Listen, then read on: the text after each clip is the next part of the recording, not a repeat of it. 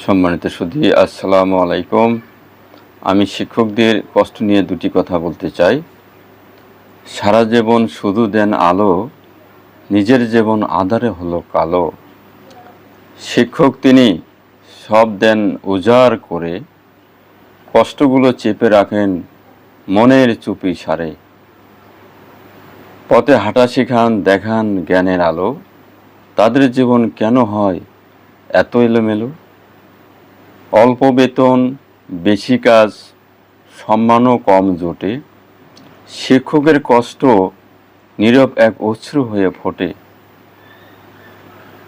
কত আশা নিয়ে গড়ে তোলেন নতুন প্রজন্ম, মুখে হাসি মনে কষ্ট, তবুও দেন শিক্ষা। শিক্ষক নামের মহান পেশায় এটাই কি তার দীক্ষা? নিজেদের স্বপ্ন দূরে সরিয়ে রেখে গড়ে তোলেন হাজারো শিক্ষার্থীর জীবন একে একে। শিক্ষকের ত্যাগ নীরব, অপ্রকাশিত এক ব্যথা। কেউ বোঝে না, কেউ শোনে না তাদের মনের কথা। সম্মানিত সুধী মণ্ডলী, শিক্ষক হলেন জাতির কারিগর, যাদের দ্বারা জাতি আলোকিত হবে, ত্বরান্বিত হবে।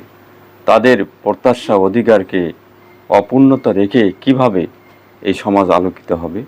তাই শিক্ষকের